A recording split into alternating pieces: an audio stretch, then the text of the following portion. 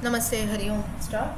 Om Shuklam Varadaram Vishnum Shashivaranam Chaturbhujam Prasannavadanam Dhyayet Sarvavighnopashantaye Saraswati Namastubhyam Varade Kamarupini Vidyarambam Karishyami Siddhir Bhavatu Me Sada Gurur Brahma Gurur Vishnu Gurur Devo Maheshwaraha Guru Sakshat Parabrahma Tasmai Shri Gurave Namaha. Okay. So in the last session, if you remember, we had looked at a few names. I think verse number 9 was going on till Medhavi we had seen. So we'll continue from there. Everyone can see the screen, right? Is it visible? Is the screen visible to everyone? Yes? Okay. So we'll start. Next is Vikramaha. If you remember, while we were learning this verse only, I had told you in the last sessions that Vikrami comes in this verse and the next verse is Vikramaha. So there are two names that have been told in the same verse. In case you don't remember, we'll just have a look at the verse. Ishwaro Vikrami Dhanvi Medhavi Vikramakramaha. We'll start with Vikramaha. Vichakrame Jagat Vishwam Tena Vikramaha. The one who has crossed or measured the universe in 3 steps, that is Vikramaha. Nothing but Vamanavatara reference, that is Vikramaha. Now for this there is a story that is there.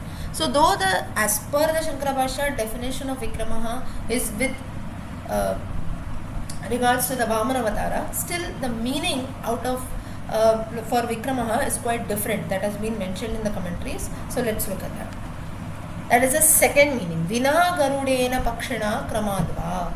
The one who travels on a bird or Kramaha. Now Kramaha is a bird and that is Garuda in this context, and the one who travels on the bird Garuda, that is Vikrama. If you remember why we are considering the second meaning and not the first meaning of Vamanavatara, reason being we have already seen that in the earlier stories that are there. So therefore in this context we look at the second part, that is Garuda.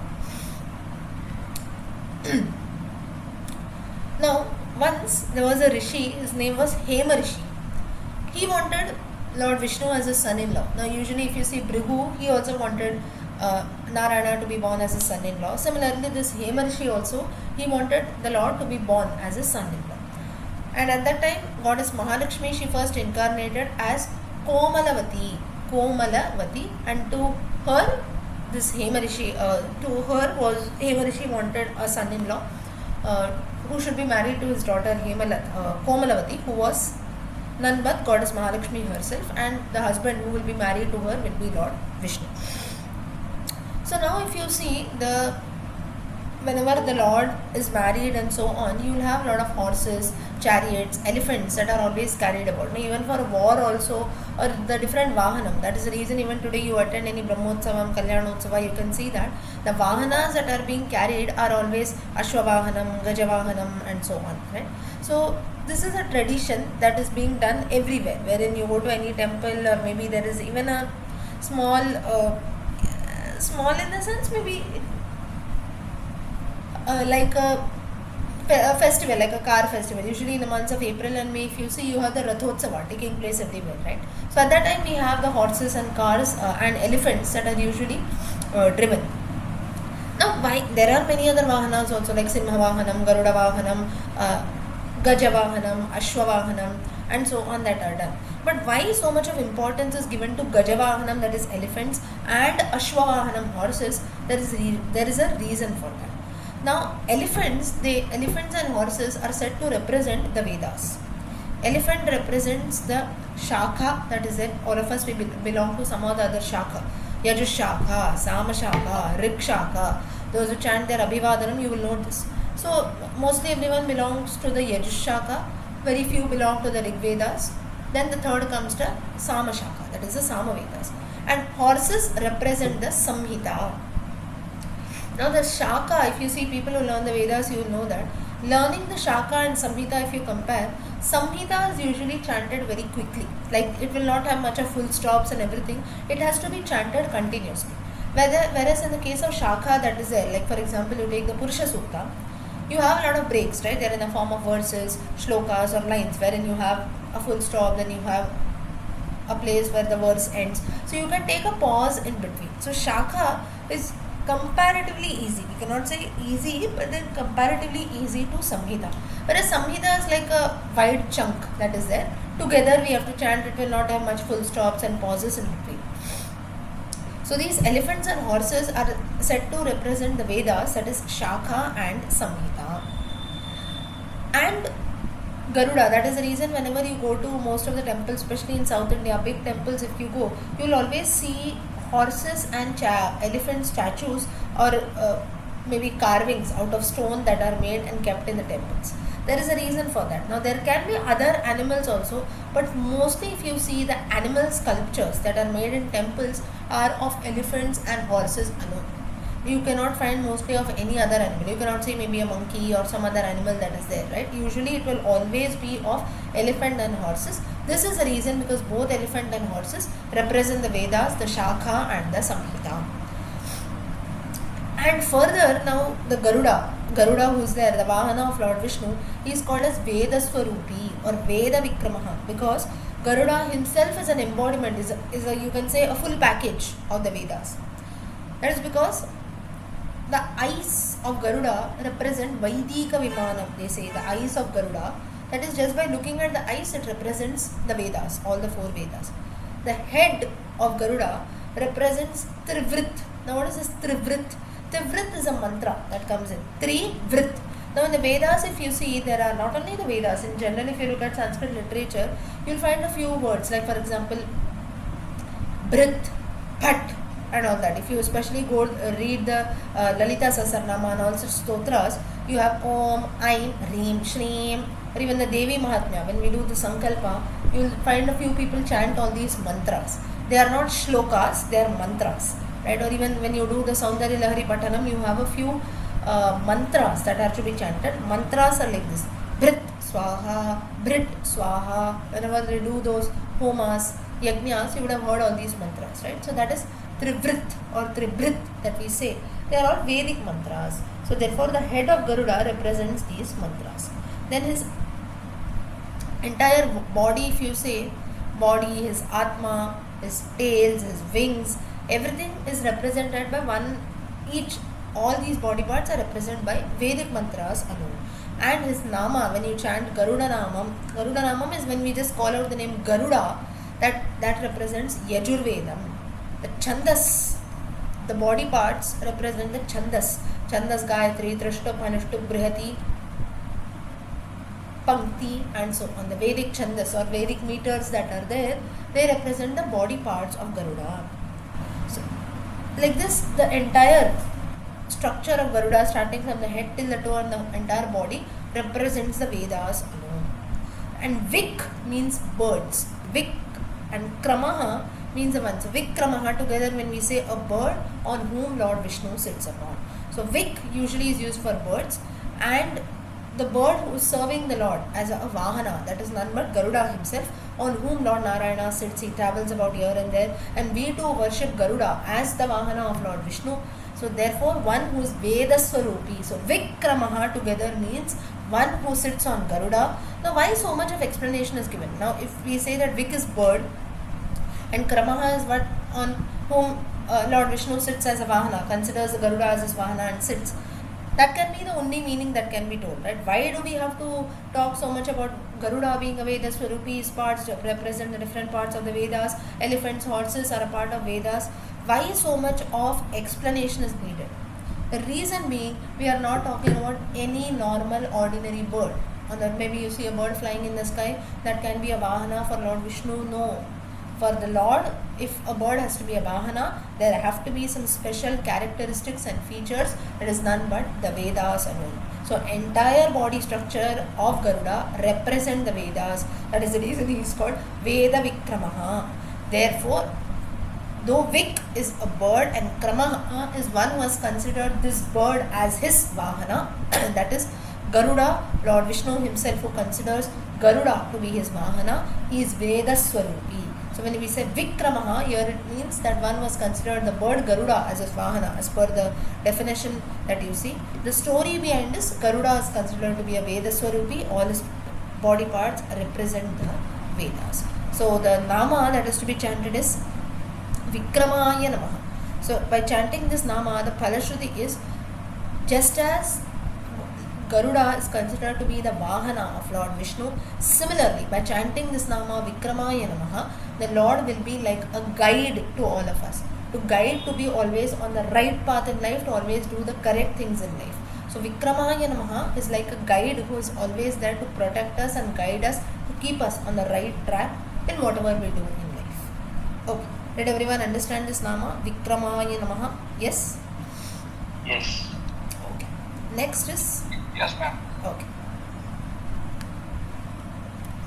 Kramaha.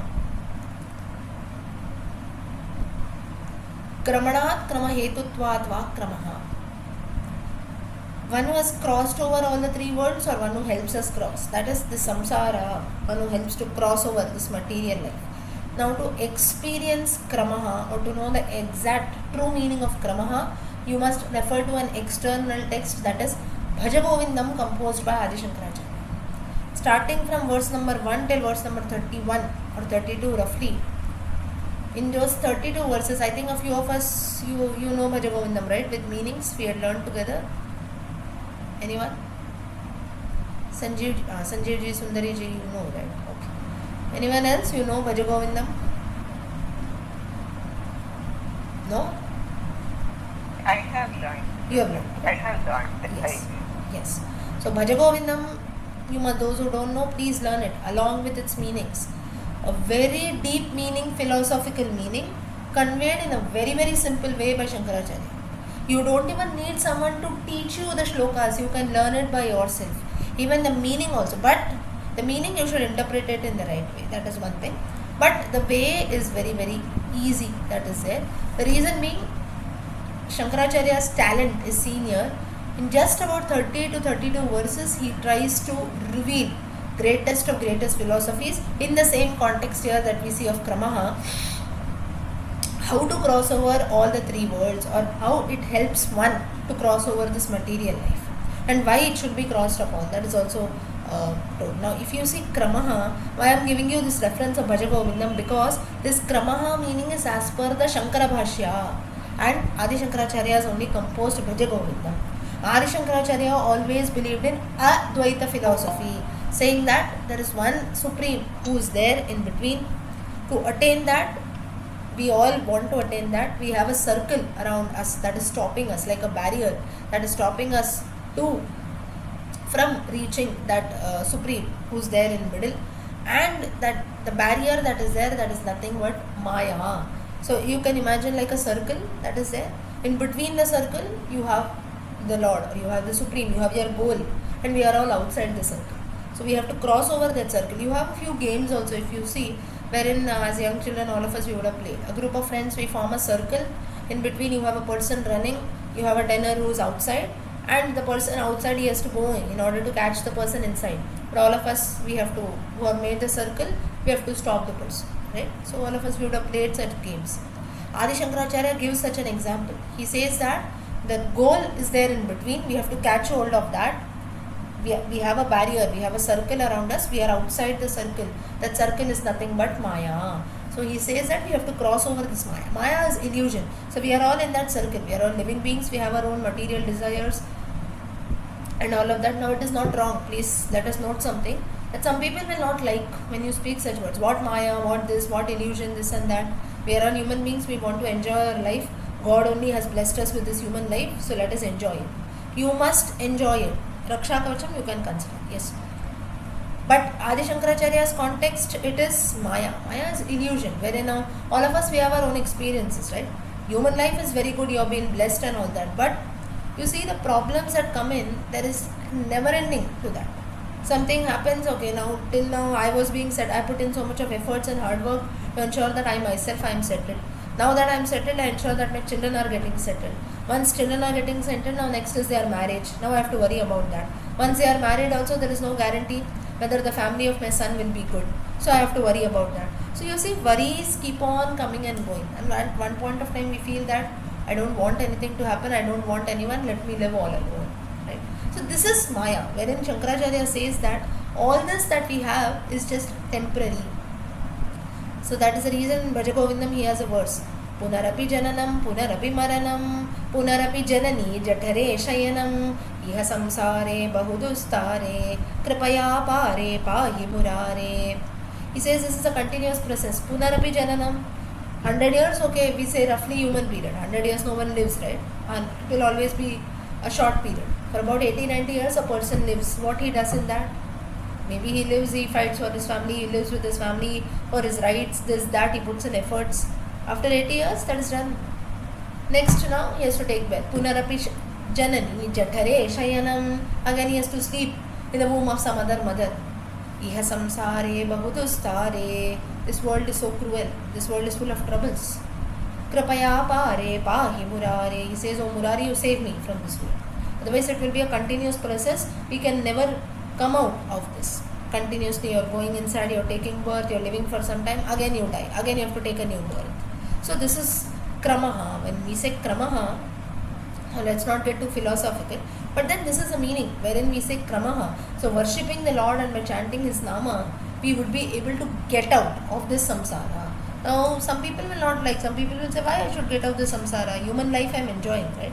But there is surely a goal, something which is beyond this. Otherwise, as I gave you an example, continuously we'll be caught up in this only. You take a birth, you come out, you take a birth, you come out. There is no guarantee. Every birth will not be human. You can get some other birth also, right? So, mainly, we have been blessed with life, of course. That doesn't mean that, okay, everything is temporary, so I will not live my life at all. Doesn't mean that way. You must live your life to the fullest, you must enjoy all that is there. But then, just getting trapped in that, like I give you an example. You worry for yourself, you worry for your parents, you worry for your children, till then it is fine. Now I worry for my children. For the last 30-40 years I put in a lot of efforts to ensure that they are settled. Now my grandson is coming, I am sitting and worrying for him also. Then what will your son do? That doesn't mean that we must not worry, we must not be attached to our grandson, but then the level, the intensity must surely reduce. You see, some people, they will always be caught in things, right? At the age of 30, I bought a car, I enjoyed my life. At the age of 60, again I'm going to buy a car. It's fine you buy a car, but you already have one car, right? Then what were you doing at the age of 30? 30, 35, okay, you needed a car, you had to go out here and there. At the age of 60, now again a new model has come, I want to buy. At the age of 70, again a new model has come, I have to buy a car. There is an age for everything. Of course, that doesn't mean that we don't do what we feel when we like, so that is one part. But then you can never come out. At the age of 30 also you're doing the same thing. At the age of 70 also you're doing the same thing. What else you did in life? You're wasting your life doing the same thing. At the age of 70, you end up buying a car. Maybe for a few years you will use that car. Next it is going to go to someone else. Yeah, yesterday I had just given an example. I had just gone for some official meeting also. So there it was like an educational complex. So they had that the convocation certificate distribution that was there. I was also a part of that. So there, like one of them when they were speaking on these, it was a proper business school kind of a thing. So they had all these management programs, this and that, and wherein they came and talked about economy that is there, right? 2030, G20, this is going to happen, our Prime Minister is going to do this, 2050, this is going to happen, you are the youth of India, this, that, all those so-called motivational, inspirational speeches that they give. Everyone was listening. And at that time when that person was speaking, we felt as if, wow, this I have never known till yesterday, that our country is, every 5 seconds change is happening, this and that, you are the youth of India, you have to change this, you have to change that, 2030, 2050 is your goal and so on. When we listened to such a person, it was as if all the people were looking at him and shaking their heads as if they are agreeing. It was not that we don't know about this before. We know this, but then only when someone comes and tells, at that time we rise up. Right? Shankaracharya has done the same part. All this that he talks about Advaita, philosophy, Maya and so on. We feel that when people talk about such things, we feel that it is something new that they have introduced. It's not so. Everything is there from before, but only when someone comes and speaks about it, at that time whatever we knew from before, that comes out. So in life also it is the same thing. All of us know that tomorrow who is going to die, what we are going to do, we don't know. money is always going to be there, right? Now I collect so much of money for my old age, I'm going to collect so much of money. When you die, for whom are you collecting money? You're collecting money for your next generation. You're not collecting money. We don't use money for ourselves. No, it may not be money only. For anything, that is, in this material life, you must use things to your fullest. So the point that I'm trying to tell you through this meaning of kramaha, before we actually look into the story, is whatever we have in life, we must use that. No, for the next 10-20 years, I will collect everything and then I will use. There is no guarantee whether you live for 10-20 years. That doesn't mean that we don't save. Savings are equally important, but then you see some people, they will never be happy. They'll always be complaining, no, I have this, I have that, I have this problem, I have that problem. All that is there. But how far can you come out of that? That is very, very important. And to be very well aware that Shankaracharya talks about Advaita philosophy, saying that all this is Maya, which is there all around, which is trying to pull you from all directions, which is trying to keep you caught in all directions. Like I gave you an example. Only when someone comes and tells us, like I told you, no, 2030 is the future of India, at that time everyone rose up. Doesn't mean that we didn't know. But when someone comes and tells, we get attracted, you can say rather distracted towards that. The same thing happened. So Shankaracharya also, he has done the work of educating and opening the eyes of everyone, saying that there is Maya all around, don't get distracted towards things. You already know what is there around, you know already that all this is Maya. Many times we end up doing things even after knowing that what we are doing is wrong, right? For the sake of doing, we do things. So this should never be done. So all the story that I told you for the last 10-15 minutes or so, to come out of all this, only the one person can help, that is nothing but Kramaha, which is a form of Lord Vishnu. Now what is the story behind this? Let's have a look. Now,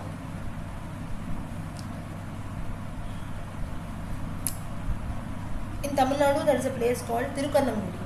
There once Tirukannangudi is a place of Nammalvar, and there you have Tirumangalvar who had stayed there. And once this Tirumangalvar, he had a practice of, if you go to South India, you will see that the temples that are there, they are quite huge, right? So to take care for the administration part of all those temples, the thing is, a lot of donations was being needed. So you need money. It can need not be only in the form of money, it can be maybe gold coins. Maybe when the gold is melted, it can be used for different purposes. Or in general, to show the richness of the temple, you have a lot of gold coins. In those times, kings used to donate, right? Gold, silver, vessels and all that. So like this Tirumangalvar also decided that I also want to donate something.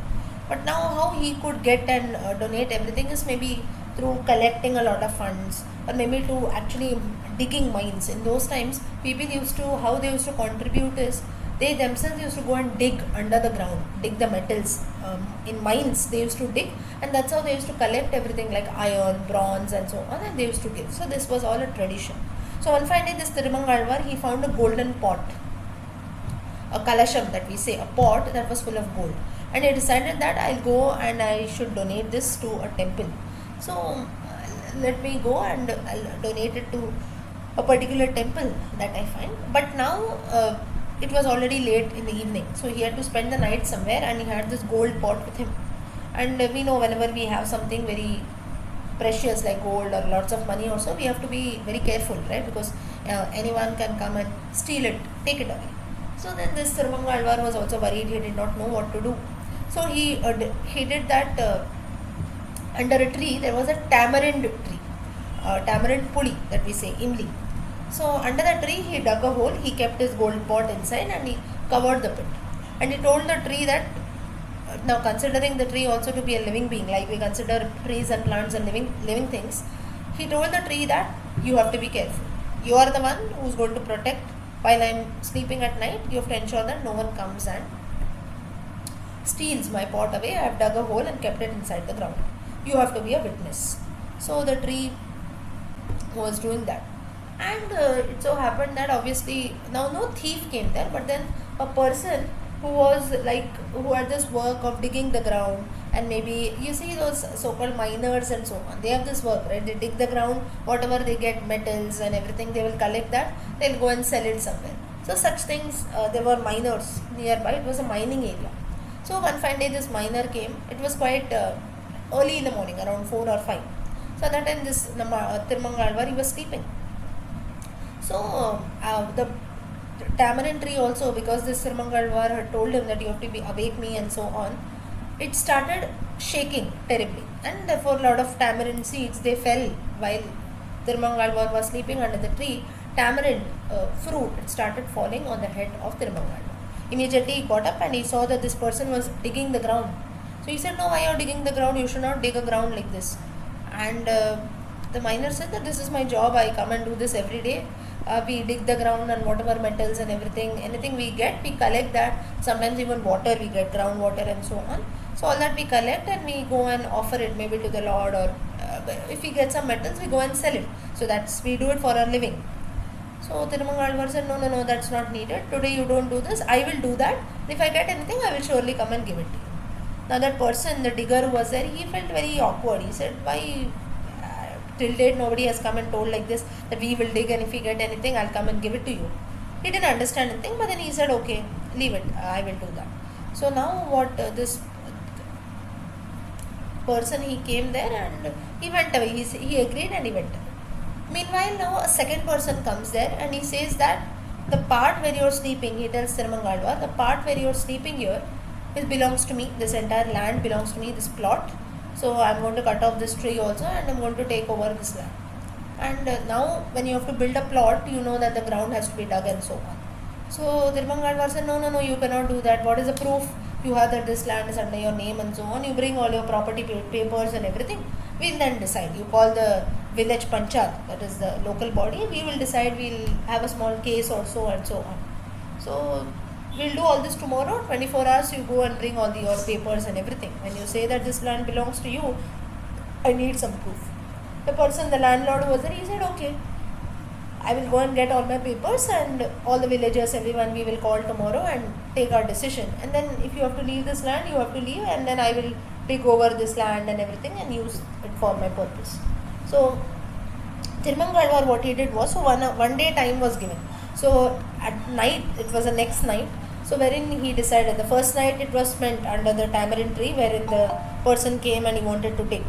Now the second night, what he did was, Tirumangalvar very silently, the court verdict that was there, that is they were to come to a decision the next day, they're saying that this land belongs to whom. Now mainly why Tirumangalvar did all this was because he had kept the gold pot under the ground. So he was afraid if anyone come and he had to give it to the Lord, he had to offer it to a temple. So he was very much afraid. So what happened is that he said, "Okay." So therefore he had made all this saying that no, you should not dig the ground and so on. But then now they had decided that one day time was given. So what he did was, when everyone was sleeping at night, he dug the ground, he collected, he took the pot with him and he ran away. He went away to some other village and he closed the land and everything. So that from next day, if you want, the landlord can also come. Now the landlord, he was not interested in the gold pot. He did not even know about that. He was just interested in digging the land and taking the plot. That was the only thing that he wanted. So now he decided that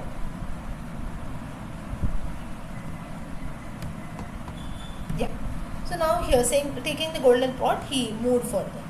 And at that time what happened is that when he was moving about, he saw a few girls who were girls and ladies who were taking bath in a nearby pond. They were washing their clothes, doing their daily activities. And they all had pots in their hands. They had come to collect water also. So he asked one of them that, "Can you please give me some water?" So at the time the girl said that, "No, we cannot give you water because we have heard about you." Now this was after quite some time. About a few months after this pot incident had taken place. So this Tirumangalvar, he asked for water, and then the girls, they refused. They say that, "No, you are such a person, you lie and everything. People came and told you that next day you can take the verdict and you just ran away from there. You are the same person, right? So we cannot believe such a person. We will not offer you water or anything." So mainly they were like small young girls. So who always, now if anyone asks for water, mostly we won't do this. But they were small girls who said that, "No, this person has done something wrong." So they had that revenge kind of mentality in their minds. So they did not give him water. Tirumangalvar got very angry. He cursed, saying that in this entire village there will not be a single well. All the wells will turn up dry. And he went away. At that time, one person comes there and he brings water in his pond. Tirumangalvar was surprised. He said, "Just now I have cursed that all the wells should turn dry. From where did you get water?" He said that the person said, no, I have found a well where water has not dried up at all. Tirumangalvar says, which well it is? You come and show me. It is in Tirukannangudi, it is a temple called Damodara Narayana temple. Inside this temple there is a well where water does not dry up at all. That is, it doesn't move, the water does not move, nothing happens to it. In spite of any curse or let there be any situation scenario, nothing will affect the well. Tirumangalvar says, why so? Because it is Kramaha. Because it is there in the vicinity of the temple. Damodara Narayana, this Lord, he controls, he ensures that nothing changes, nothing moves here as far as his kataksham, his kripa is there on him. So Kramaha, this name is another word for the Lord, meaning one who is immovable. Now you will have a story. You will have a doubt in your mind. Sorry. What is the reference? You told me so much stories. Right, there was a pot, you had to put in so much of effort, you have to move it from here and there, then you had asked for water, you did not get, you found a man and so on. What is the connection? It is such a boring story, right, if you think. But then what is the connection between all this pot and everything and Kramaha? This story or this signifies through this incident that for us in human life, we have to keep changing and moving things because we are afraid at every point in life, saying that someone will come and steal my things. So that is the reason even this Tirumangalvar, he had to keep changing the pot. He had this fear in his mind, someone will come and steal it, someone will come and dig my ground, someone will come and take my pot. Of course he wanted to offer it to the Lord, but fear kept on coming in his mind. Similarly, he goes and asks the girls for water, they said no. So he cursed, saying that all the wells, everything will dry up.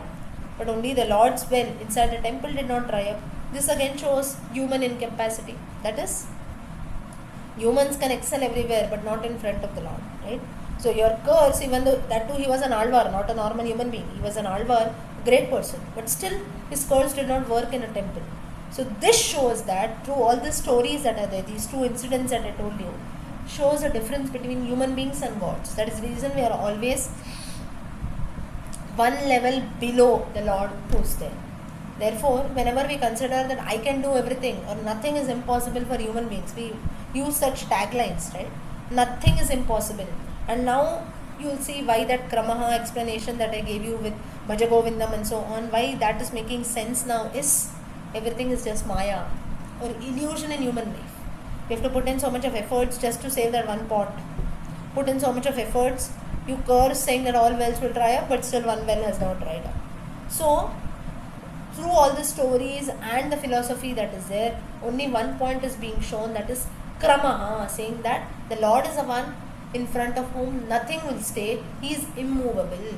So, nothing will move in front of him. Therefore, the water inside the Damodara Narayana temple also did not dry up. So, if we also chant this Nama Kramaha, Kramaya Namaha, Kramaya Namaha, if this Nama is chanted, the Phalashruti is all our duties or all the things that we do, they will all be carried out very, you can say, carefully without any hurdles and obstacles in between. Everything will go on smoothly in life. Whatever we do, everything will take place smoothly. Okay, did everyone understand this Nama Kramaha? Yes? It was a very huge Nama if you see. But then why I gave you such a deep explanation is, we must know the, you can say, the deep meaning that has been told behind the story as well as the philosophical part. Okay, did everyone understand? Yes? Yes, ma'am. Okay. Yes. Now there are a few people who have just now joined, or maybe you joined in between. So you please listen to the audio so that things make sense for you. Yes, Shyamalaji? What is this? Nothing. I don't think. Okay. So those who have joined just now or maybe in between you joined, please listen to the audio Where later. is this temple, ma'am? Damodara Narayana. It is in Tirukannangudi, Tamil Nadu. Thank you. Yeah. Next. Ishvaro Vikrami Dhanvi Medhavi Vikramakramaha Anuttamaha Avidyamanaha Uttamaha Yasmat Saha Anuttamaha. One who cannot be surpassed by anyone. Now if you see all these namas like Kramaha, Anuttamaha, they all show the supremacy of the Lord, saying that nothing stands in front of him. So we cannot show our ego and ahankara, right? Now if you see ego, forget about Lord, we cannot show our ego even in front of people. or even if we try to show our ahankara and ego, you see many people, including a few amongst us, or all of us for that matter, we will always have our ego that comes in, right? Saying that we always expect the opposite person to speak. Why should I speak to him? Let him speak to me, right? It doesn't matter if the opposite person, maybe he is not called me for so many days. Why should I call him? If he calls, I will speak. If he messages, I will message. We have this mentality, right? Why should I do everything? It doesn't matter. And in this stage that is there, let him call, then I will call. We lose out so many people, right? And ultimately when that person dies or maybe goes away somewhere, at that time we realize, saying that, if I would have called him, it would have been better. I could have at least spoken to him. Now the person itself is gone. And so many incidents like this happen. So wherein our ego or ahankara should never work. That doesn't mean that every time we give up. That is not the thing that has been told. But being egoistic, showing our ahankara for everything in life will always put us down only. And then you have a few references from the Mahanarayana Upanishad as well as Bhagavad Gita. Natvat samostyabhyadikah kutonyaha natvat asamaha asti abhi adhikaha kutaha anyaha. Who is greater than the Lord himself? None, says the Gita. Yasmat param na paramasti kinchit. Mahanarayana Upanishad. So here both these lines also stress that there is no one who is great than the Lord. For this now there is a story. We must go to the we must go to the Ramayana reference now. The Kakasura episode. Kakasura episode, usually you get reference in the Sundarakandam only. In Sundarakandam, wherein the reference, now mostly if you see, I'm not very sure whether the Kakasura story comes somewhere else in the Valmiki Ramayana. I don't think so it comes in. It is only, it's a secret story that Rama tells Hanuman to tell it to Sita. Because Rama knew that surely Sita is going to question. Sita was double cautious. If anyone has gone through the Sundarakandam whole and soul, you will know that Sita was double cautious, or you can say more than double cautious. She was the one who used to keep questioning Hanuman to the extent that she even labeled him names, saying that you are Ravana himself who has come in front of me. Just imagine the plight of Hanuman then. Hanuman did not have any selfish approach at all. Now what he was to get by crossing over the ocean, by crossing over all the obstacles, Menaka, Surasa, Nagamata and so on, what did he get? Nothing. What was he about to get? Did he have any personal gain in that? He did not have any selfish approach also. Who was Rama? Who is Sita? Rama he had met just a few months back, right? About maybe 4 or 5 months back. Who is this Sita? He was seeing her for the first time. In spite of all this, now we know people for thousands and thousands of years. For our own parents, for our own children, would we put in so much of efforts? Will we cross over the ocean or maybe build a bridge? Maybe we cannot leap like Hanuman. But just imagine a situation. Would we ourselves put in such efforts? We'll never do that, right? Say, let it be, I cannot do. We'll give up. Maybe to some extent we will do. More than that, we will not put in efforts at all. But you imagine Hanuman, and in spite of doing all this, now even if you see Sundarakandam 68 sargas in all, first sarga Hanuman reaches Lanka. Second sarga till about the next 10-15 or even more than that sargas, Hanuman is still searching only for Sita. He could not find Sita at all. And in that he had to witness so many things. He assumes Mandodari to be Sita and he jumps in joy. Aspotayama sachuchumba pucham. Wherein he climbs the pillars up and down, he keeps jumping up and down, he starts kissing his tail, saying that chuchumba pucham. The monkeys, for them the tail is their only part which is very dear to them more than their life. That is the reason later also Hanuman's tail is being burnt. Though Hanuman was an Amshavatara of Lord Shiva, though he belonged to the category of Homo sapiens, all those monkeys, they were not just mere monkeys. Homo sapiens, that is half man, half monkey. In spite of all that, he had those monkey qualities in him which he very frequently tried to show that. That is when he started jumping up and down and he started kissing his tail. For him, the tail was very, very important. You can say very dear. For an animal, what makes an animal very distinct from all other creatures and human beings is its tail, right? That's the reason even dogs also, when dogs, cats and everything, whenever we touch them, we should never touch their tail part. They get very angry or they find very irritated, right?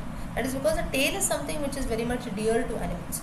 So same thing happened with Hanuman also. When he wanted to express his happiness, he started kissing and jumping up and down. He started kissing his tail and jumping up and down. So coming back, he had to face so many problems. He assumed Mandodari to be Sita. Later he realizes that no, Sita is such a lady, she will never sleep with Ravana. Ravana, then he had to enter even the inner chambers of Ravana. Such a papa he had done. Papa is, now what is a papam here that he did was, Hanuman was an Naistika Brahmachari, if you say, or you can say Ajivana Brahmachari.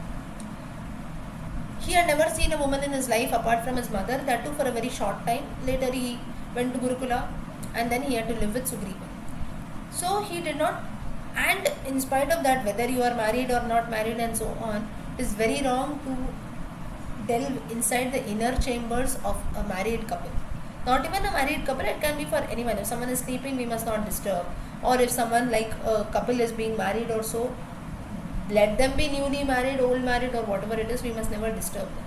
It all leads to papa, sins. And Hanuman, in the course of looking for Sita, he had committed these sins. Now it was not considered to be a sin because he did not have that motive in his mind, but he had to enter the inner chambers of Ravana because he did not know where to search for Sita. Entire Lanka he had seen. Finally he comes to the palace of Ravana. He decides that let me go inside the chambers and look for Sita. At that time, he sees that Ravana's all his wives were intoxicated. They were all drunk. They were all sleeping the way they wished. And Ravana was there in midst of all of them. So at that time, Hanuman, if you see the commentaries like Govindacharya, Tilakacharya, they write commentaries on the Ramayana. At that time, Hanuman, the Valmiki just writes in about a few words. He does not delve much because Valmiki does the job of report writing. Right? He does not use his creativity, imagination much. He does not write his commentaries. He just portrays the story as it is. In the commentaries, it is mentioned that Hanuman cries out, saying that such a plight.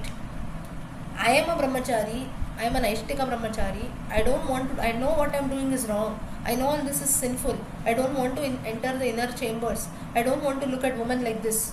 Now it is not that he did not wish to look at women, but not to look at women in a drunken state. Not only a woman, even man for that matter. Do women like and do we all like to see maybe a man in a drunken state or maybe moving about here and there? We don't like, right? Similarly, men also you will not maybe like entering a place where only women are there. We feel awkward, right? So that's the reason even in train also when you travel about train, bus and so on, we have maybe compartments for train, for ladies and gents and so on. So we don't enter those places. But maybe there are a lot of women there, we ourselves only, maybe a man goes and he feels awkward. Same for a woman. So Hanuman says that look at my plight here. You just imagine from the point of view of Hanuman, you think for us even if there are 5 women in a room, if you are the only man, we feel bad, alright, or we feel awkward. There are only 5 men in the room, if you are the only lady there, we feel awkward. That too normal gentlemen I am talking about, or decent women. But in the case of Hanuman, you see they were all drunk, they were all in their night time, and Ravana was indulging physically with everyone. In that point of time, Hanuman had to enter and witness everything in the quest of searching Sita. He comes out immediately, but then later he comes out and he cries out saying that I am an Aishtika brahmachari, I have done so much of good deeds, I am an Amshavatara of Shiva. He does not, he just speaks, he feels bad about himself. But you look at the character of Hanuman, and today we even worship Hanuman as Lord, right, as God. Even if Lord Hanuman also had to face all this, you just imagine our plight today when we cry out for even small problems in life. You just imagine and look at Hanuman saying that Hanuman, being God himself, such a great devotee of Rama, had to undergo so much. And he had to undergo sins for all this later. But he says that in spite of me not wanting to do all such things, I have to end up do all this. And why he is such a great bhakta is for the sake of Rama, my Lord, I am doing all this. I have not seen Sita at all. Rama also I knew for the past few months. I don't have any. Now what he is going to get after finding out Sita? Now we ask this question, right? What am I going to get? Okay, I'll do this for you. What you will give me, that you take. We look at personal gains for each and everything that we do. Hanuman never had this qualities. That is the reason he was always Uttamaha. So coming back now, therefore Rama turns out when you go and meet Sita, she is surely not going to believe you because She looked at the golden deer. She believed that it was a deer. She did not listen when Lakshmana said that this cannot be a deer. She sent me forcefully. I had to kill it, and later she had to face the consequences. Ravana came and abducted her. Once, when we face deceit, we will never believe the second time, right? So therefore she said that even though you are true, still Sita will not believe you. And Hanuman had to face the same thing. I told you all the things that Hanuman had to face, even in front of Sita. Firstly, she believes him immediately, saying that you are telling the stories of Rama, maybe you are a great devotee. But then she then starts remembering that already I have seen the golden deer, I have been mistaken. I have not been mistaken, sorry, I have the golden deer, it was mistaken to be a real deer, a very beautiful creation that of Lord, but I was mistaken. So then now her eyes have been opened, and now she cannot believe anyone. Once that we are cheated, the second time we will not believe anyone. Now she realizes that maybe no, this is Ravana only who has come, or some Asura who has come in. So many things she calls out. You read the Sundarakandam, you will get the reference of all that. So Anuttamaha, wherein now why the Lord has been told Anuttamaha, I'll tell you. So at that time, therefore Rama knew this, and he tells him a few things. He gives him the Anguliya Pradhanam, that is the ring. But still Sita might not believe. Maybe Hanuman could have even stolen, right? Like any other Asura, he could have stolen the ring of Rama and told that, see, this is the ring of Rama, I am truly the messenger of Rama, servant of Rama. Sita did not believe even after showing the ring of Rama. Then at that time Hanuman was told the story of Kakasura. Rama had told Hanuman the story of Kakasura. He tells that if Sita does not believe you, you tell the story of Kakasura. Now coming back to the main context. So this Kakasura incident, once when both Sita and Rama were in the forest, Rama was sleeping on the lap of Sita. At that time what happens was this Kakasura comes in the form of a crow, an Asura comes in. He was actually the son of Indra, Jayanta. He comes and he pokes the chest of Sita, just for fun. And blood starts oozing. Sita tries to cover her wound up somehow, but then it doesn't happen. Because now, if you see even today, I don't know if anyone has faced it, sometimes what happens is when crows, they fly about, sometimes they stoop at the very ground level.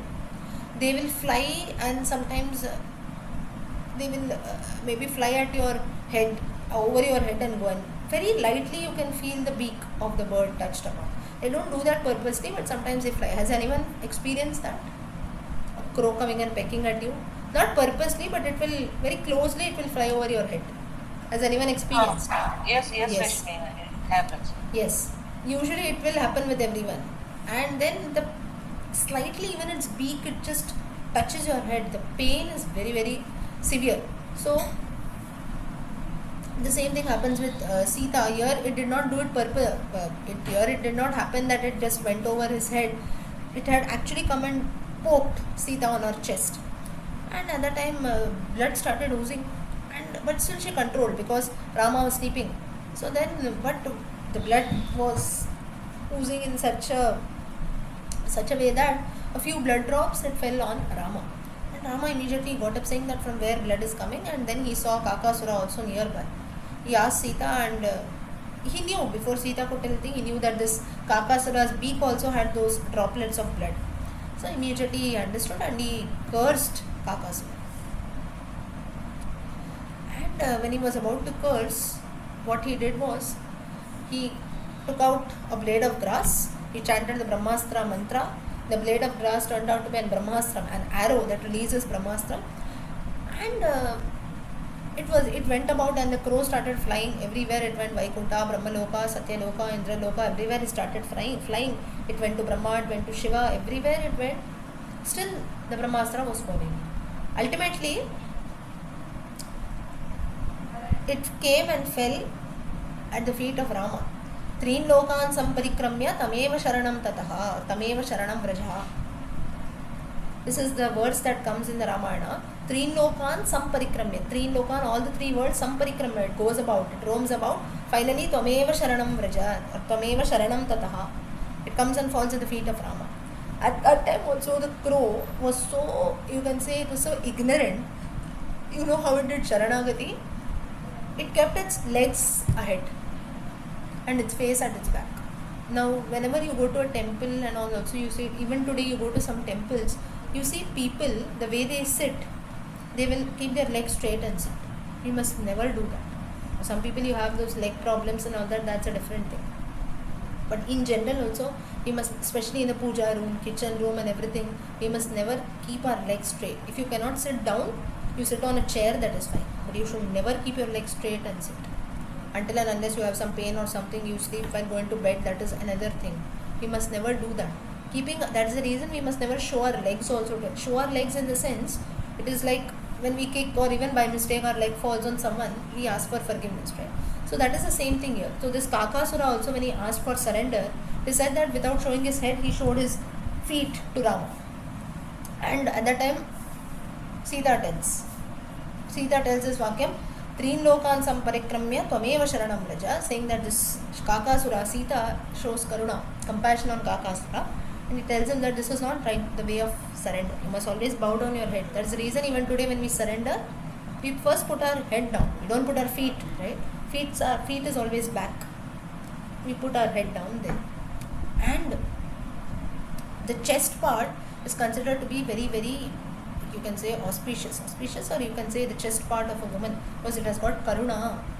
So, and Rama says that, so when the Kakasura, he shows his surrender, at that time before Rama could say anything and forgive him, Sita, who was full of compassion, she says that he has shown Sharanagati. He has fallen at your feet, he has realized his mistakes, therefore now please forgive him. And then Rama says, I will forgive him, but then the Brahmastra cannot go waste. What should I do? Kakasura tells that, you don't kill me, but you can blow one of my eyes. Because I saw Sita here sitting, I fell for her beauty, I was infatuated by her, and that's how I went and pecked her. So then he went and the Brahmastra, it went and poked one eye of Kakasura. And that's how till date, if you see crows, it is said that they can see only with one eye, because one of their eyes are poked. Though they have both the eyes, their vision is not very clear. So this is the reason of the Kakasura incident.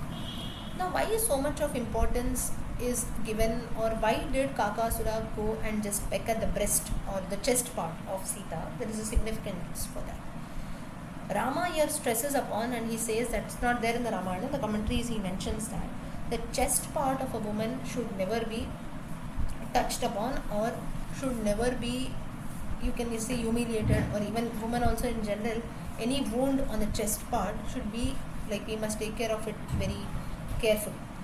That is the reason whenever we do Sharanagati, whenever you fall at the feet of someone, Sashtanga Namaskaram is prohibited for women, right? Only for men they do the Sashtanga. Some women, if you see, they will do, that should never be done. The breast part or the chest part should never be touched upon the ground.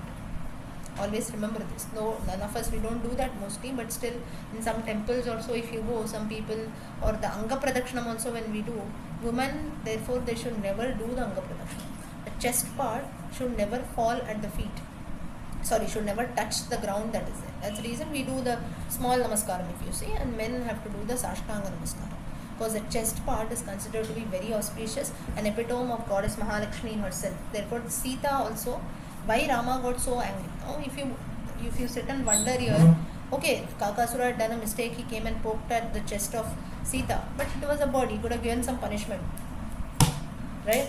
Why he had to blow and send a Brahmastra for that? Is there any reason for this? This is the reason, because he came and he poked at the chest of the goddess Sita, that is, who is none other than Mahalakshmi. So all women also, this is the reason why we don't do the Sashtanga Namaskara. Some people still end up doing that. It should never be done. This is the reason for that.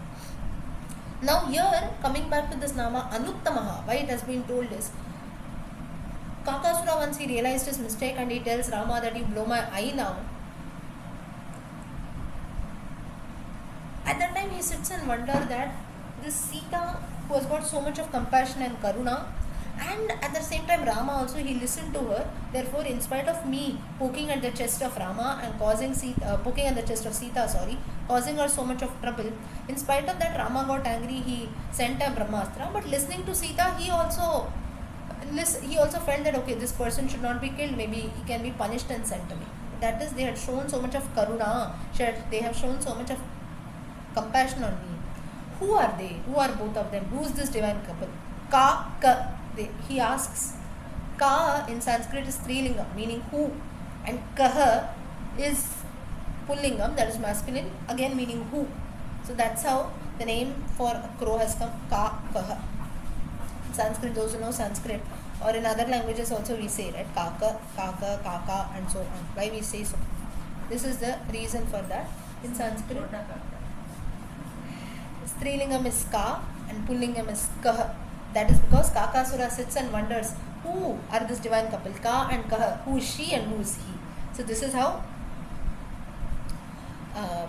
the name for crows has come as Ka, Kaha, and therefore the crow is considered to be a very, very significant, a very special bird.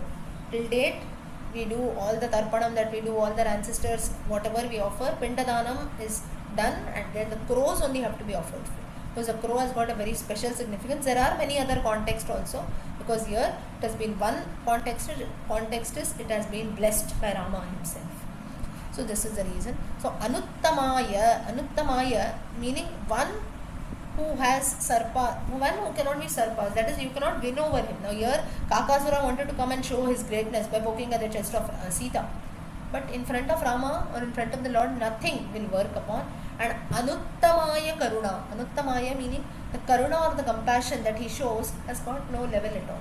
If someone comes and pokes us or even beats us, we will never forgive the person lifelong. Maybe we will not go and hit the person or try and kill the person, but we will never talk to him. Or even if you talk to him, yesterday he came and poked me, 25 years back he had spoken to me ill. Till date we remember that, right? And we will never speak to that person properly again. We will always have that enmity in our minds. But in the case of the Lord, he does not do this, especially when the goddess is with him. Goddess is Karuna Murti, we say. So this is the meaning of Anuttama, Anuttamaya Namaha. If we also chant that, the Lord will always bless us with a lot of Karuna that is there. Karuna, he will bless us also with Karuna, plus he will show his Karuna and compassion also on us for all the different mistakes and sins that we keep on committing. Okay. And this Kakasura reference where we have Rama sleeping on the lap of Sita, this scene we can see in Srivilliputturu temple. If you go, you can see in one of the Rathotsavas, Kalyanotsava that takes place in their Vigraha. I'm not talking about the Lord who is there, the Vigraha. In the Vigraham you can actually see Vigraha that is taken for Rathotsava and so on. In that we can see this image, or you can see the Vigrahas are made in such a way that Rama sleeps on the lap of Sita, depicting this Kakasura incident. Okay. Did everyone understand this Nama, Anuttamaha? Yes, ma'am, but reference in Gita, madam. Reference? Bhagavad Gita 11.44. Yes, you see there, Natvat Samostya Bhyadikaf Kutonya. Means you are asking how it is related. You are asking. Yes. Yeah. The meaning is, like here also as Krishna says, Adhikaha Kutonyaha, there is no one who is great. Then the Lord himself in the 11th chapter, if you see, or the 10th chapter, as we see, there are different examples that the Lord gives, right? Aditya Anamaham Vishnu, from there he starts. And then in the 11th chapter, the Vishwarupa Darshana is being showed to Arjuna. So in that, Natvat Samaha Asti Abhi Adhikaha Kuta Anyaha. Here the word that is used in the Vishnu Sahasranama is Uttamaha. There in the Gita it is Adhikaha, meaning the meaning is the same. Just different words have been used saying that there is none great than you. This is what Arjuna tells. If you look at the Gita, you know that Arjuna, he tells that there is no one. After looking at the Vishwarupa Darshana, he says that there is none beyond this form, there is no one greater than you. You cannot be surpassed by anyone. So that is the same meaning that has been told after looking at the Vishwarupa Darshana. So here the reference is Anuttamaha, the same has been told in the Vishnu Sahasranama also. There is none who is great than the Lord. That is. Or Yasmat, even in the Mahanarayana Upanishad, those who know, you will know. In the 13th Anuvakam, if you see, Yasmat Param Na Aparam Nasti. Aparam is there is no one beyond that. Now, all of us, if you see human beings, we will always have someone who is older, right? Older or senior to us. Maybe our parents, elders, or even in the workplace you go, not only age-wise, knowledge-wise or maybe designation-wise and so on, we always have someone who is higher than us. But for the Lord, Na aparam nasti. Aparam nasti, you cannot find anyone beyond that or greater than that. That is the meaning of this. Okay. Did you get it, Sanjeev ji? Yes, ma'am. The same meaning with the the one who cannot be surpassed by anyone. That is Anyone. Yes, same meaning. It is a meaning. Next. Anuttamaha Duradharshaha. Duradharshaha. Daityadivihi darshayitum na shakyate iti Duradharshaha. One who cannot be overpowered by evil forces is Duradharshaha. Now what is this? Let's have a look. Again we have to come to the Ramayana reference. Now here there is a bit of, you can say, little confusion or it depends on context. So this is the reference wherein as per the Ramayana you have that on the third day of the Yuddham that takes place, of the Rama Ravana Yuddham, after Indrajit, everyone is they are all very much there, they are not killed. Now if you read the Valmiki Ramayana thoroughly, you will see that Ravana comes towards the end, but he also comes once in the beginning, if you remember and see very clearly, just to witness Rama, just to look at his powers. And even Rama also got an idea of how Ravana is strategically. So at that time what happens is, first Hanuman goes to attack Ravana, and even Ravana was defeated by Hanuman at that time, because Ravana was very powerful. And second time Lakshmana goes, and on Lakshmana he puts a power, and Lakshmana faints and falls. And what Ravana does at that point is, he comes, when he faints and falls, Lakshmana, he comes to lift this Lakshmana with all his hands, it is said with all his 20 hands, 10 heads, so 20 hands, Ravana comes to lift Lakshmana, but he could not even move Lakshmana. Now this same reference that is there also happens in the case of Indrajit. That is, in some references you will find that it happens with Indrajit, that is there. After Indrajit puts that Shakti on power on Lakshmana, then as a gift he wants to take Lakshmana, the person who has fallen down, unconscious Lakshmana, to Ravana. So he comes and picks him up. So like this, these are the two contexts that have been told. One is Indrajit when he puts his powers and wants to carry Lakshmana. The Ramayana mentions that, that is Valmiki Ramayana, you have a reference there wherein Ravana tries to lift Lakshmana with 20 hands. So as per the Vishnu Sahasranama context, we have Ravana who has been mentioned. But in the popular story of Ramayana, you have also Indrajit coming and lifting. So the controversy is Indrajit or Ravana, who it is. But the main point is the evil forces, both Indrajit and Lakshmana, whoever it is, the Rakshasa, they come and they try to lift Lakshmana because he has fallen down unconscious. He wanted to take him back to Lanka. Now when we take, because he knew that if Lakshmana is kept away from Rama, Rama will also die, Sita will also die. Die in the sense, Rama and Lakshmana, if you see, they are two bodies, one pranam, that is there, the soul. Even on one, and when this news also reached Sita, that is when Indrajit had put the power on Lakshmana, Sita also sits and cries. She tells that if I lose Lakshmana today, I will lose Rama also. If something happens to Lakshmana, he will not think of anyone else, I will lose Rama also, because that was the bond that they had. So therefore, here when Hanuman comes and he tries to lift Lakshmana and go away, he could not even lift with 20 hands and so on. And at that time Hanuman, who had fallen unconscious because Ravana had first hit him, he comes there, he makes himself fine and he comes there. And he pushes away Ravana, saying that you are no one to come and lift this Lakshmana, you cannot even touch him.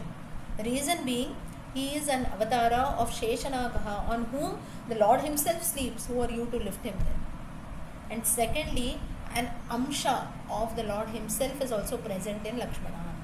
Because when the payasam was being given, when the four brothers were born, it was the same payasa which was distributed among the three wives. So obviously, a few portions would have been mixed. And Rama was born to Kaushalya after consuming the same payasa. So an amsha of the Lord, Vishnu. And if you say all the four brothers, they are amsha avatara of the Lord only, right? So Lakshmana, Sheshanaga, Bharata, Shatrughna is of the conch and the mace. Shankha and the chakra. So obviously an amsha of the Lord himself is also there. The Lord is the one who cannot be touched upon by evil powers like you or Ravana. You cannot move him at all. Therefore a name is Duradharshaha. Duradharshaya Namaha. This nama if we chant, the Phalashruti is we will always be firm in whatever that we do. No one can be able to change our mind. Now how is this connected with this meaning of Duradharshaha? That is, just as evil forces like Ravana, try and come to lift Lakshmana. In spite of that, Lakshmana did not move about at all. He could not be lifted because he is Sheshanaga on whom the Lord himself is sleeping. Secondly, he has got an Amsha of the Lord in him. So therefore, he was very firm in spite of evil qualities, evil forces being attacked, being trying to lift him like Ravana did. Similarly, in all our lives also, even though negative qualities, evil forces come and attack us, in spite of that, we will always be firm in whatever we do. Nothing will be able to change us, nor will be able to change our mind. So this is the Nama. Very small story, but very deep significance that is there. Duradharshaya Namaha. Okay, did everyone understand this? Yes. Next. Okay. Next. Kritatnyaha. प्राणिनां पुण्यात्मकं कर्म कृतं जानाति इति कृतज्ञः. One who knows the good and bad done by human beings is कृतज्ञः. पत्रपुष्पाद्यल्पमपि प्रयच्छतां मोक्षं ददाति इति वा. पत्रं पुष्पं फलं तोयं यो मे भक्त्या प्रयच्छति. Gita reference. That is, you offer me even a leaf, patram, pushpam, flower, phalam, fruit, toyam, you give me even water, I will accept that, the Lord says in the Gita. And one who gives this with full bhakti, yome bhaktya prayachati. Bhakti is important, I will give them moksha. This is the meaning of Kritatnya. For this now, we have to refer to the Mahabharata. Now, after the Krishna Avatara, everything was over, that is, Krishna Avatara was about to end. So, the last days of Krishna Avatara, Krishna mostly spent with Uddhava, his childhood friend. Then Uddhava goes to Badrikashrama and so on. We know that story. So, once he was just talking, he was having a conversation with Uddhava. And at that time, Krishna was feeling very bad. He was looking very sad. So, then Uddhava said, what happened? Why are you looking so sad? Krishna said that my avatara is about to end, but I have not done anything for this Draupadi, the wife of Pancha Pandavas. I have not done anything for her. Uddhava was surprised to hear this. He said, how can you say so? You are the one who saved her when she was being assaulted and insulted in the court of the Kauravas, Hastinapura, when Bhishmacharya, Dronacharya, Kripacharya, everyone, in spite of knowing that what was happening was wrong, they were just sitting and witnessing. And you are the one who offered her sari and ensured that she was not being insulted, right? So, how are you saying that you are not doing anything? So, Krishna says that, why I did that, once when the Pandavas had done their Rajasuya Yajna, at that time I had gone to their house. So, while doing the Rajasuya Yajna, different fruits and everything had to be offered, right? So, I was the one who was sitting there and I had cut fruits and everything for the sages and for all the guests. So, while I was cutting those fruits, with a knife I got a cut in my fingers. What Draupadi did at that time was, immediately she cut a piece of cloth from her sari, and that sari cloth she tied it on my finger to stop the bleeding. And the same sari later I offered her, because a small piece of sari she had offered me earlier, I had offered her so many saris that were there later when she needed that in the court of Hastinapura. So this is the incident. So what she did was very, very selfless. She did not even think for a minute. Bleeding was coming from my hands, immediately she offered that. What did I do? So then Uddhava still, he was confused. Why Krishna is even narrating this incident, he was just thinking. He said, okay, all this is fine. Well, you also did, right? She offered you a piece of cloth. For that, considering that, you offered her so many saris. So you have given. Why you are saying that you have not done anything for her? At that time, Krishna says that, I did not do anything for her at that time. My Nama did that. What is my Nama? Does anyone know what is the Nama that Draupadi chants at that time? To call out to the Lord? Govinda. Govindam Pundarikaksha Rakshamam Sharanagatam. She calls out to the Lord by keeping her hands up in the sky. She cries out. So here the Lord says that my Nama Govinda has come and saved her. I myself did not do that. This stresses upon the importance of Nama Mahima.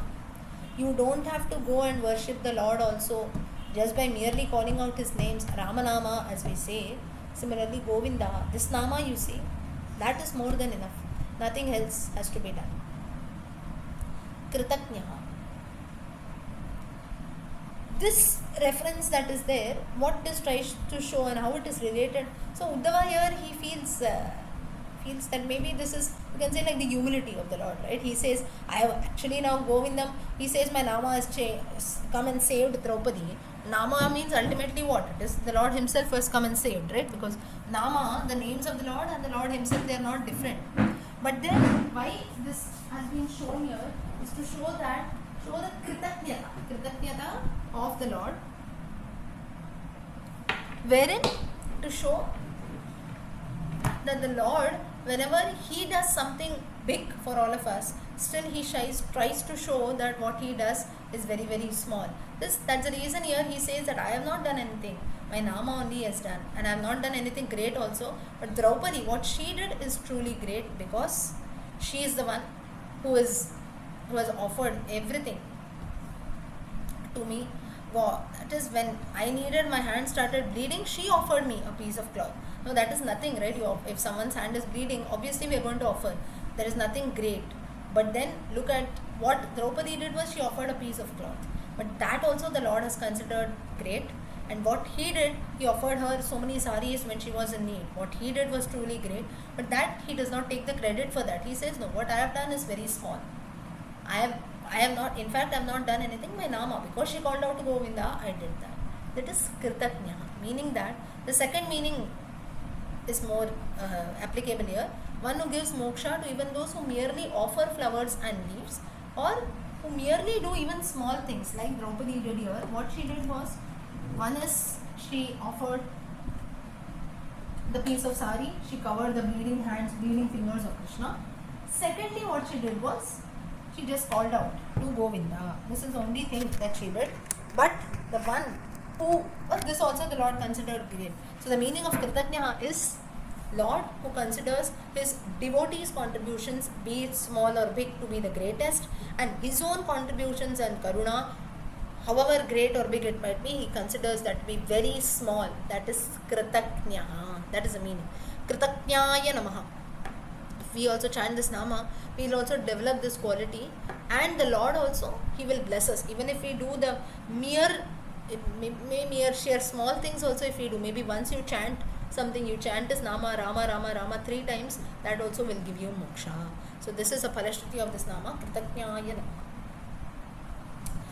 Now, the previous Nama, I think I forgot to tell you this, Duradarshaha, that incident that we had wherein Ravana tries to lift up Lakshmana, this was being seen by Shiva and Parvati in Kailasa. Parvati immediately asked the question, Ravana, who is your devotee, Ravana, who is a great Shiva Bhakta, he could not lift this Ravana. Ravana, who is your great devotee, he cannot lift Lakshmana. How come Hanuman could lift then? So at that time, no doubt that Hanuman is an Amshavatara of Shiva. So then Parvati, she was very practical. She asks a question immediately. She says that if you say that all your devotees are equal to you and so on, if Ravana is your great devotee, then why did he not lift Lakshmana? Why could he not lift Lakshmana? And just because Hanuman is an Amshavatara, could he do that? For this, Shiva gives a very simple answer, saying that Ravana is no doubt my devotee, but then all the powers and his devotion he uses for the wrong deeds, Duradarshaha, for all evil powers. He has got all kinds of evil powers he uses for all kinds of evil things. Whereas Hanuman, in spite of being my Amshavatara, he does not boast about saying that I am a great Shiva, I am Lord Shiva himself who has been born. He does not show that. He always shows himself as a devotee, as a Rama Bhaktaha, as a Vishnu Bhaktaha. He lives only on those principles. Therefore, he can lift Lakshmana. This is one explanation. Second is, Lord Shiva says that I am the one who is continuously chanting this Vishnu Sahasranama. Vishnu Sahasranama has given me those powers. Hanuman being my Amshavatara, he also has got the same powers of continuously chanting the Vishnu Sahasranama. Therefore, he is able to lift the body of Lakshmana. He is able to carry Lakshmana. So you just imagine when Lord Shiva also is chanting the Vishnu Sahasranama and gaining such divine powers, you imagine the chanting power of Vishnu Sahasranama that can be done by all human beings like you and me. So this is an explanation for Duradarshaha. I think I forgot to tell you at that time. Okay, Kritatnyaha, did everyone understand Draupadi's story and how the Lord considers His contributions is very small and the devotee's contributions is very big. Yes? Yes. Okay. And it is also been said that the number of threads in that rag which was tied to the Krishna's finger, equivalent number of saris were supplied. Correct. Next nama. Kritihi. Purusha prayatnaha kritihi kriyava sarvatmava tadadharataya lakshyate kritya iti va kritihi.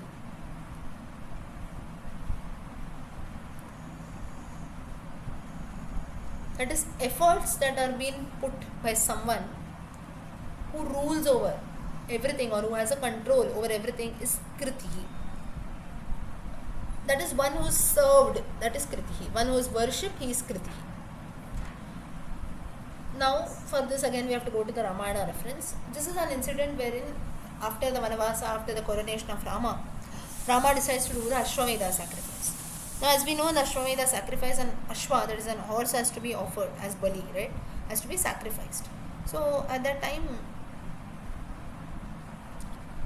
when all that Bali and the process was about to take place, the horse was being worshipped.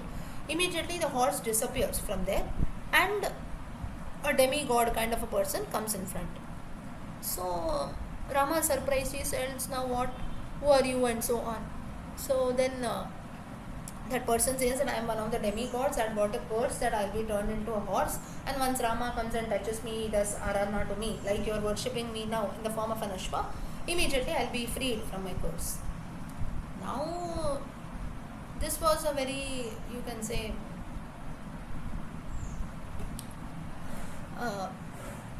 what you can call it, like it was a big trouble for Rama, because Rama was wondering, we need an Ashwa we need a horse to be offered for a sacrifice. Now the horse only has vanished, and there is a process now. You cannot just pick up any random horse and keep it. Now where will I go? What should I do? And so on.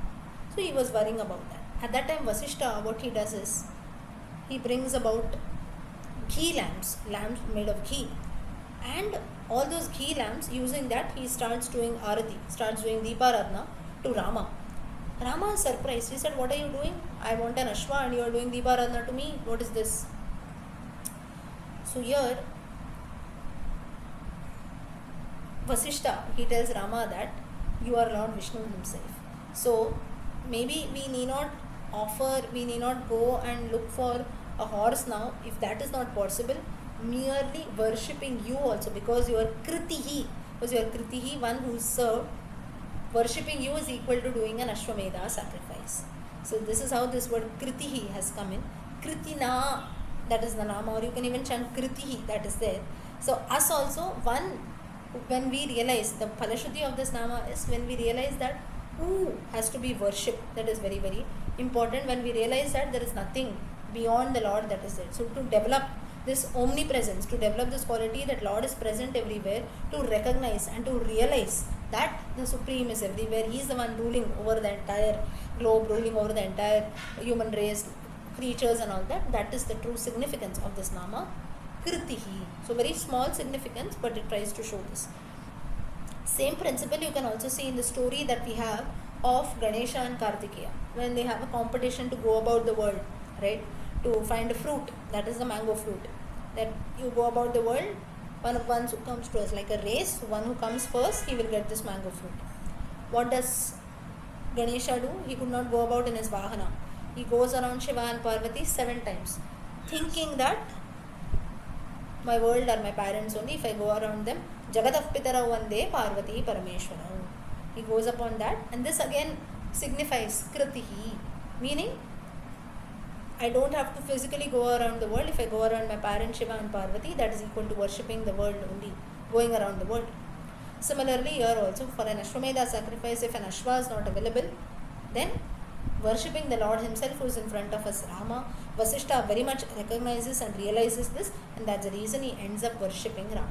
So this quality has to be developed in all of us also. One who can develop this, and to help us developing this nama has to be chanted Kritihi. Okay. Did everyone understand this nama? Yes? Okay. Next.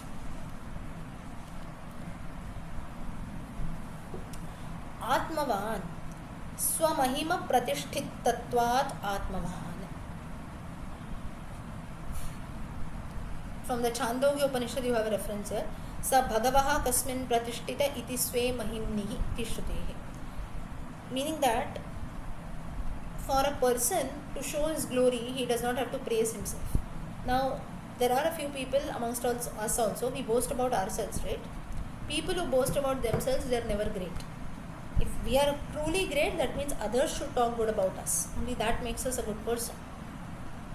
For this now, we have to refer again to the Ramayana reference. This is that incident when in Dasharatha dies, Rama is in the forest, and Bharata, Shatrughna, they get the news that you have to return back to Ayodhya. From Kekeya Desha, they come back, they get the news of everything. Kaikeyi has done so and so, their father has passed away, Rama has been sent to the forest and so on. At that time, after all the 13-day rituals are done, that is the Shubha Svikara is done, Vasishtha tells Bharata that please now, the kingdom already has lived all these days without a king.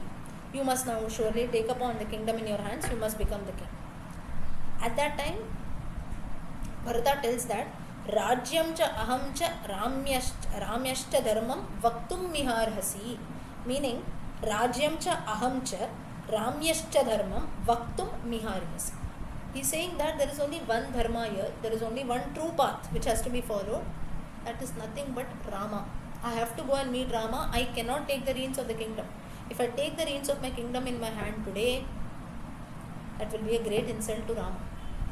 But then Vasishtha there, he stresses upon, he says that, talks about the glory of Rama, he says Rama is not like that.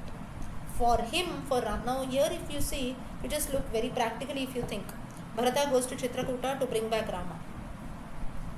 Very easily Rama could have come back, right?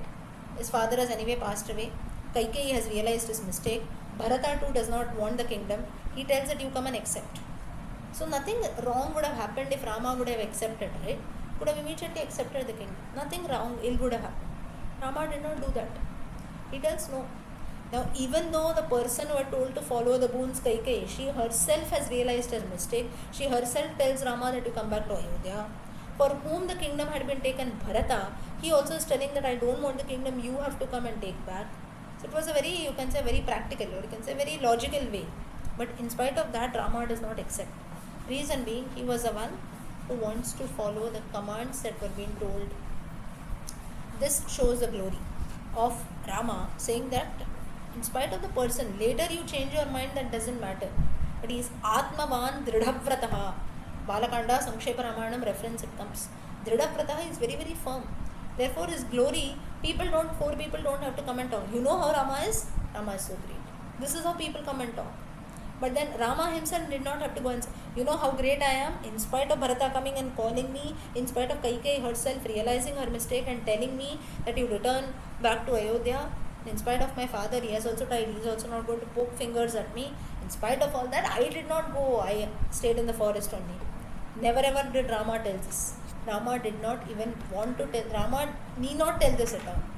The way he lived, that itself is a great example, and that itself is Atmavan, Atmavate Namaha. This is the Nama. If we chant, we'll also develop this quality that we don't have to go and tell our glories and our good deeds to others. We will develop such qualities in us that others themselves will come and praise us. So to develop this quality of humility, being very, very humble and not to be proud and boast about ourselves, if we are really glorious and we surely have some great powers in us, we need not go and show it to others. Others themselves will come and praise us. So this is the Falashruti of this Nama, Atmavan. Did everyone understand this? Yes? Yes. Okay. Yes, ma'am. So today time is up. Let us stop here. Next week we will continue.